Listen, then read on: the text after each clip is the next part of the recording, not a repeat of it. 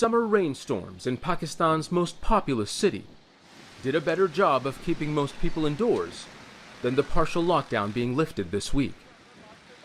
The port city of Karachi has been the hardest hit by the coronavirus. The government says infection rates have dropped nationwide, and it's safe to resume public life. But not everyone agrees. Rizwan Abdul Sami is a teacher.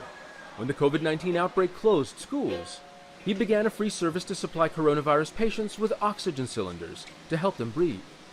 Ground reality is that corona exists at extreme level in Pakistan.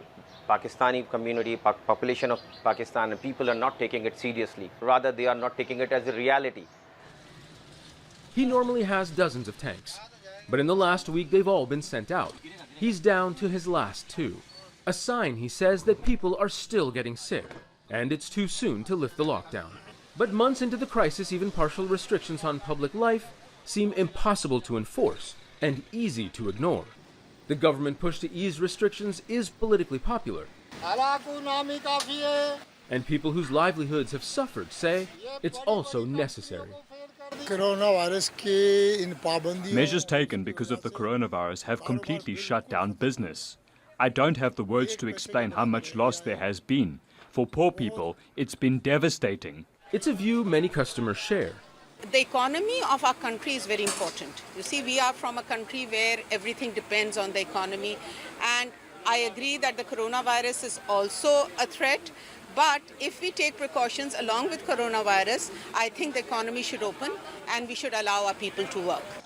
During recent public holidays, precautions were not a priority, and now people are gearing up for another major public event, the country's Independence Day. Markets like this are all over the country. Pakistan's government says for the sake of the economy, it's important to keep them open.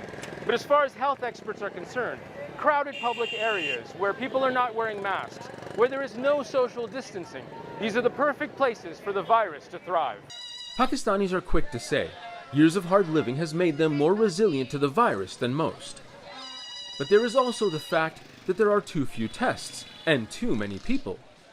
And with so many taking the threat lightly, medical experts say the real number of COVID-19 infections is likely much higher than official tallies. Zain Basravi, Al Jazeera, Karachi.